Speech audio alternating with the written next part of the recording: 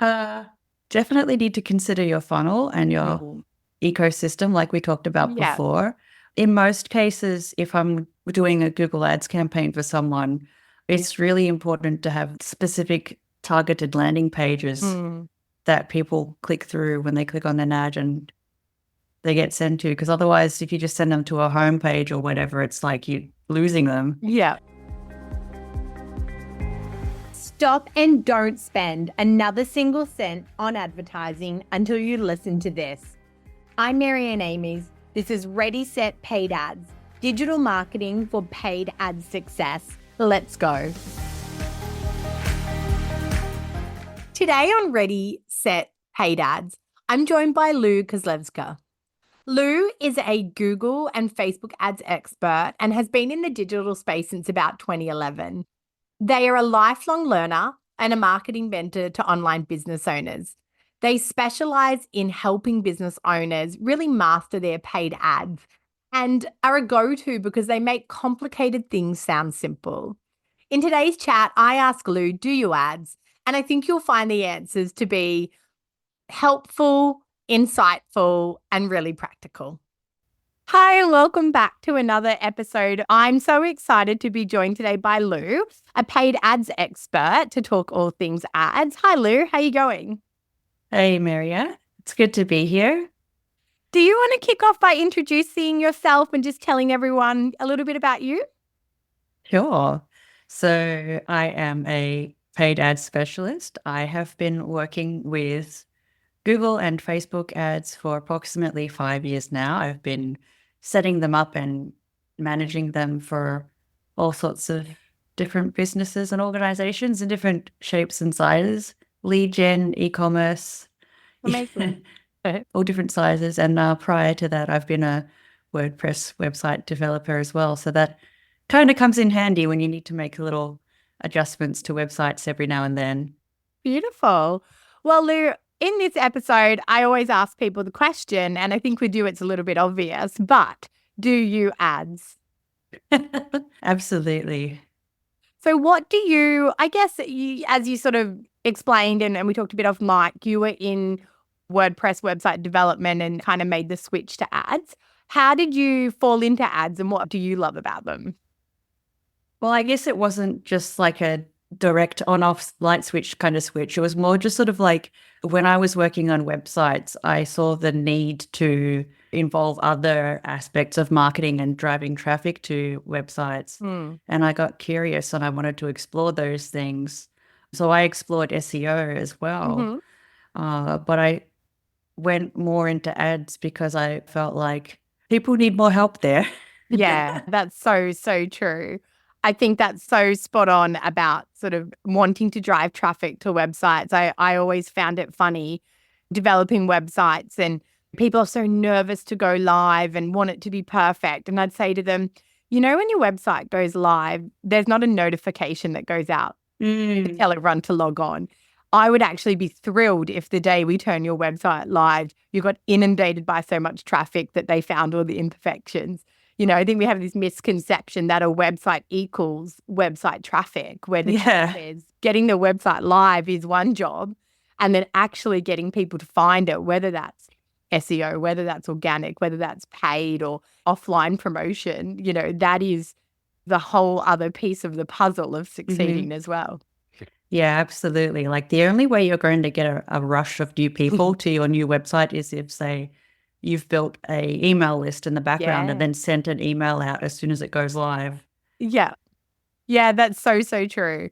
And again, you know, people that I talk to that have a new business idea and they haven't started yet, I always say, like, start building your community now, even before you know what the product's going to be or the, you know, the offer or the funnel or all that stuff. Just start building an organic community and collecting email addresses because it's so much nicer to launch to an audience than to launch to nobody and then to Yeah. start building. That's, yeah, fascinating. So tell me, obviously you work in Google ads and you work in Facebook ads, and I imagine you probably dabble in some of the other platforms as well. What do you prefer? What's your preference? Or where do you see each platform being most beneficial to businesses? Yeah, that's a great question because I sort of feel like business owners are expecting some kind of answer like Google is the best or Facebook is the best. But it really depends on your business and what sort of process a customer needs to go through from like discovering who you are and then actually making a purchase. Because sometimes it's really quick and straightforward. Like an example I like to use is like novelty dog jackets. Like you don't need to think about it. You can just see an ad on Facebook on a whim and be like, oh yeah, I want to dress up my dog for Halloween. So there's no like funnel that anyone has to go through. But if it's something a bit more complicated, like a business coach, then there's more steps involved. And I don't think you could just sort of slam someone out of the blue with an ad and be like, come and be my client. Yeah. Give me $20,000 for 6 months when you don't know me. Exactly. A stranger. So that doesn't really answer your question, but I hope that helps, explain things. Yeah, no, absolutely. And it's a really good insight. I tend to say to my clients, if you're not bread and milk, people don't need you every day. So, we need to take them on a journey. And you're right, that discovery piece through to the conversion is really different. And I love that example. I think that impulsivity, that's where you can kind of go straight to conversion. And especially, I think animals is a huge one. We all want those cute things for our dogs, can't resist. And you're right, and I think we saw that in COVID. Impulsivity increased because we had time, we had money, and we were bored. And that's why we saw so many e-coms really thrive in that time, because it was all impulse. We saw the clothes or the homewares or the things for the dog or the, something to paint. And we were like, yep, I'm bored, give it to me. So, yeah, I think you're right. The social media, that short conversion window really comes down to the impulsivity as well. Yeah. And what sort of questions do you ask when someone comes to you and says, Lou, I want to run some ads? What's your process? What do you talk about with them? Oh, well, I find it helpful to know how well they know their numbers and how much money they want to make. Yeah. Sometimes people don't know how much they should spend on ads. So it sort of helps to have a good understanding of your revenue, your money in and out. And then things like average order value or the average spend a client or a customer makes over their time working with you. Yeah.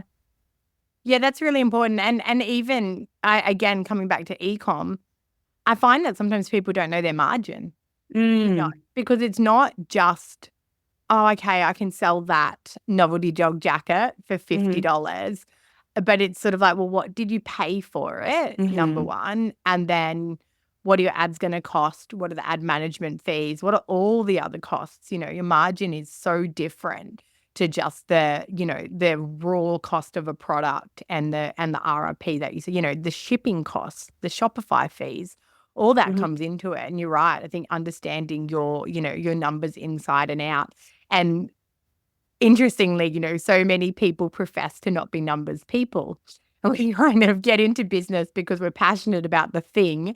Then we find out that there's all these other functional skills that we either need to be across or find people to work with that can do it. And, I think obviously if you're not a numbers person, it's great to find yourself a great business coach or finance coach or accountant or someone that can help you dig into those numbers and really understand them as well.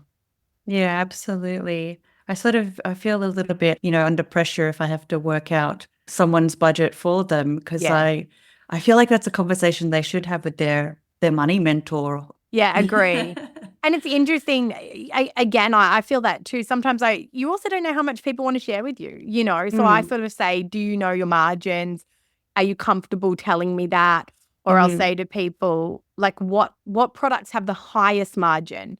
So then we can do some things with those products. I don't want to suggest to you we do 30% store wide. I want to know, okay, that product, you've actually got 50% margin, so we can play with that product. This other product, you've got 10% margin, so we can't really do much with that.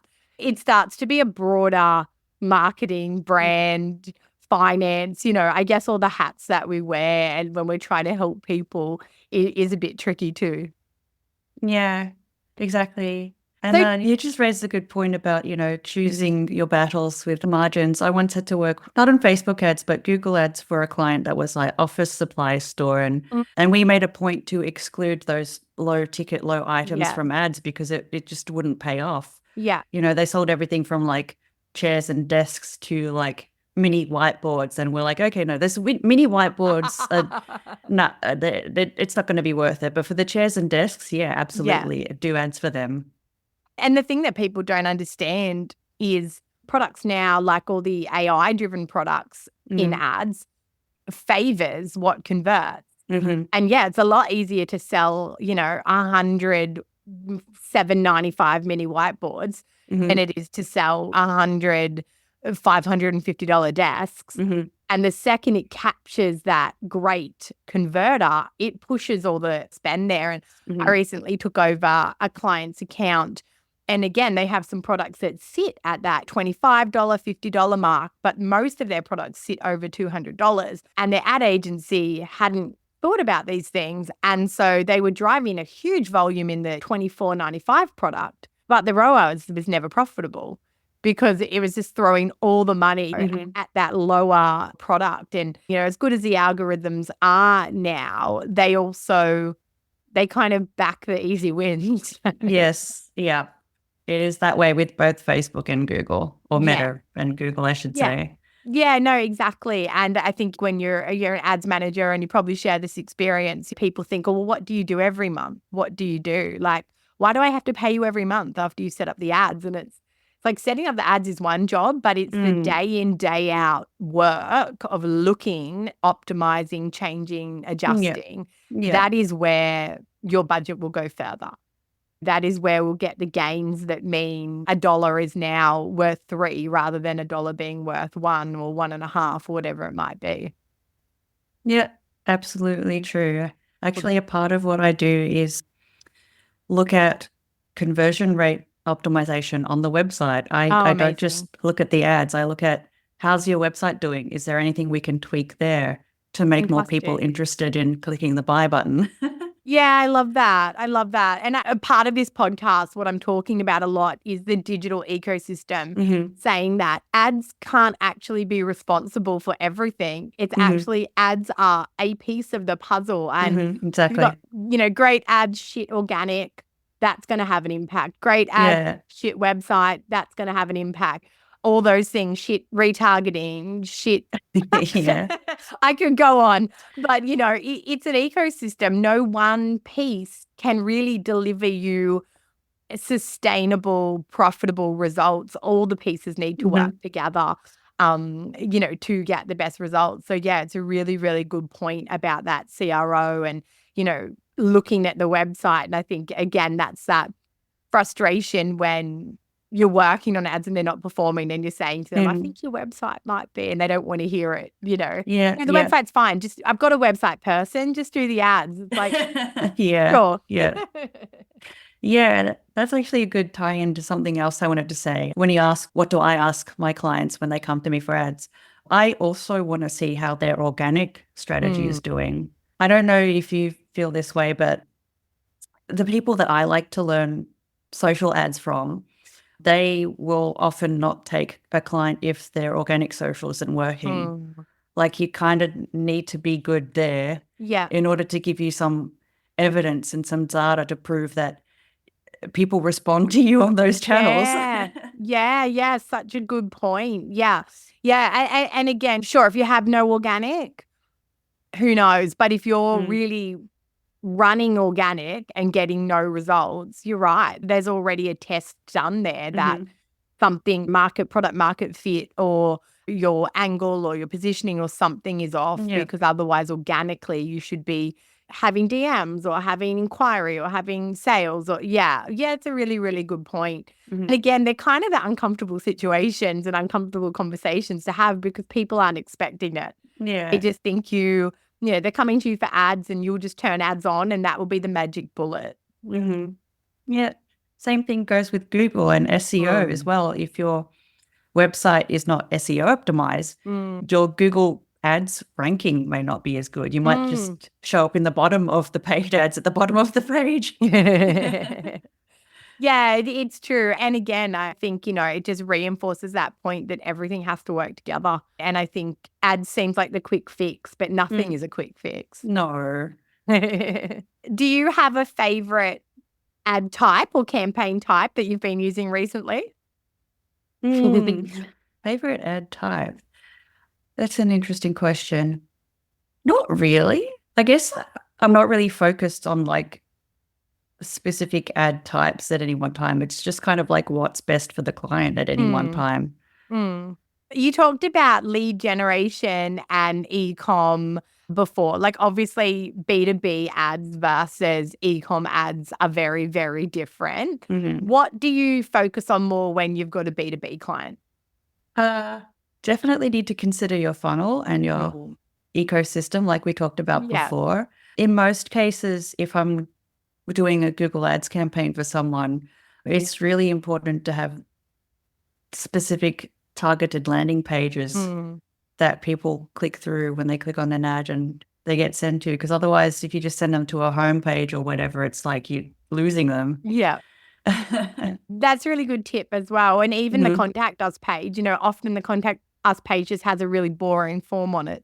Yeah. And, you get there. And I think people forget as well, when you click that ad, the headline that you read in that moment that engaged you to click, you almost forget it as you're on that journey to that website. And so if you're not kind of refreshed and reinforced all those things you were coming across for, you end up on a destination that, a homepage that's overwhelming or a contact page that's underwhelming. And then again, you're likely to close and go again. Yeah, this is kind of like a growth point for me because I'm kind of getting sick of doing ads as just like this standalone thing because I've recognized over these years that, like what you said before, the client's coming to me for ads and they say, oh, my website's okay. I don't need help with that. But no. Yeah, exactly. It's like, actually, you need so much more help than you could ever imagine. There's this agency I follow online called Persuasion Experience. Do you know them? No. So they do ads for people, but they don't call themselves an ad agency. They are lead generation and funnel agency that if you come and ask for ads, they're not going to do that. They're going to do like the whole start to finish for you because you need help on all those steps to convert a customer. Yeah, that's so true. And again, I think I've been in marketing for a very, very long time, and before digital really became digital. And we always began with the foundations, the simple, who's it for? What does that person need? What does that person want? And I feel like those foundations of strategy are still so critical, and they get lost. A lot of it is inferred or kind of built along the way.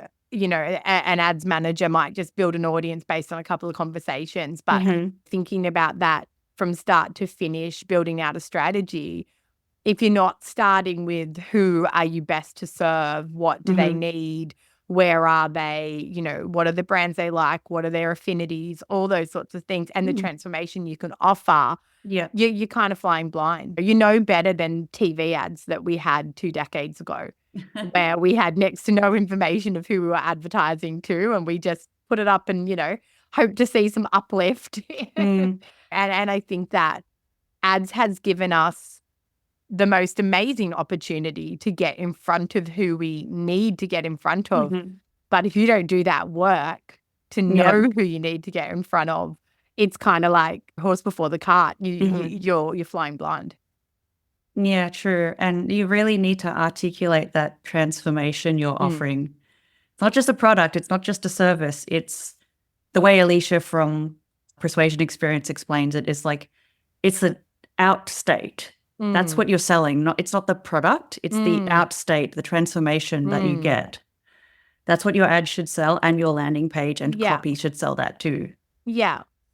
And I think we forget, that it's not about what we want as the business. We want the sale. Yep. We want to move this product. Or we know the great things it does, but it's sort of like, don't tell me what it does. Tell me how I will benefit. How will I go from state A to state B with your product or service as the hero on that journey that's going to move me through those states as well? Yeah, it's like that. It's like with Apple products, like Mm. a watch is not just a watch. Like you're a loser unless you don't have the latest iWatch. That's how the Yeah. ads will make you feel. Yeah, yeah, yeah. That's so true. And I guess there's that FOMO element as Yeah. well as that. Yeah. Again, they're not sitting there necessarily talking about all the functional. Now it does this. Now it does that. It's sort Yeah. of. I mean, even the iPhone 16. I drive past the billboard for it every morning, and it says something about like the artificial intelligence. It's not breaking down all of the functional. It's making me go, oh my gosh, I need to be part of that. I need. Yeah, it's not about, talking to people on the phone better. No. A phone has never been less about actually communicating via phone or text than it is Yeah. today.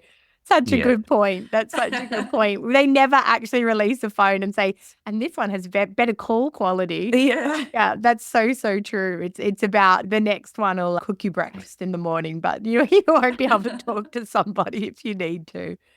Yeah, it's interesting. That's interesting to look at how big brands market, and again, another funny conversation I often have with clients is, well, I don't want to have offers or I don't want to discount or I don't, and, because when I look at those big brands, those luxury, they don't, like Gucci never goes on sale. And it's like, No.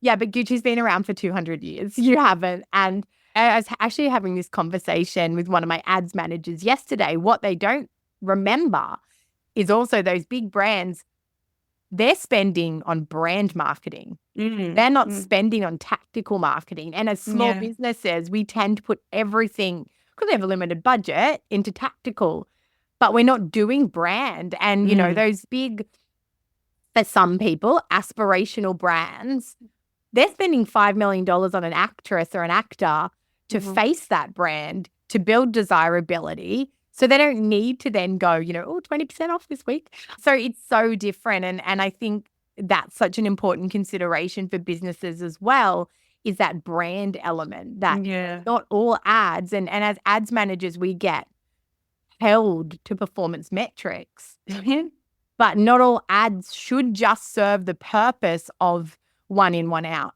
performance. Because you can't measure brand and certainly for small business again, you can't measure brand uplift accurately when you're a small business, but it is, again, a crucial piece of the puzzle.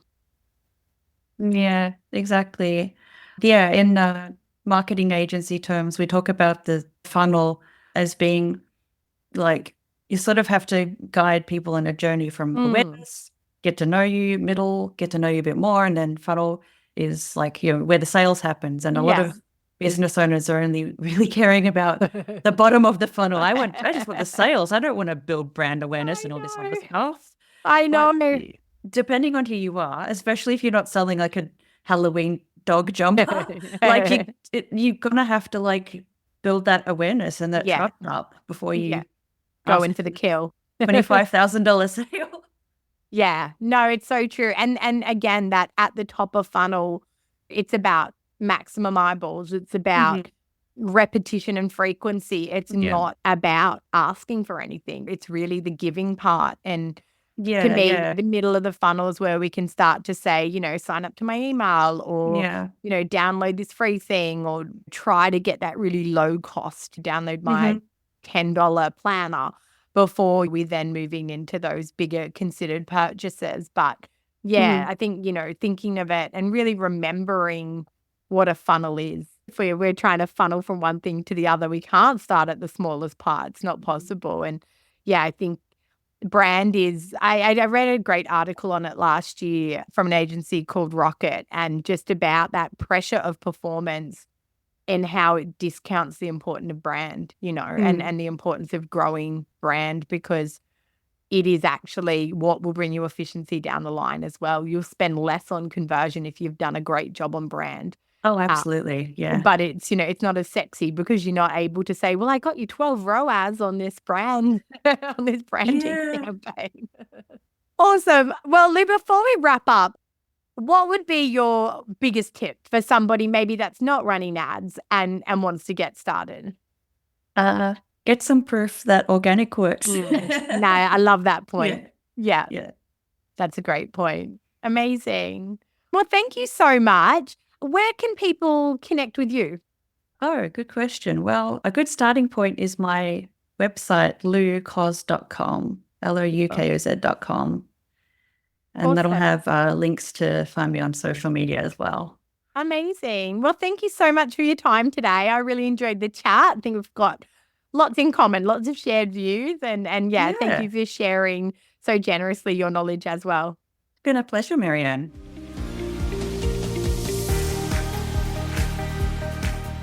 That's a wrap on another episode of Ready, Set, Paid Ads. If you're looking for done-for-you services, training to upskill you in ads management, or free and paid resources to help you plan and execute better ads, head to wiseupmarketing.com.au.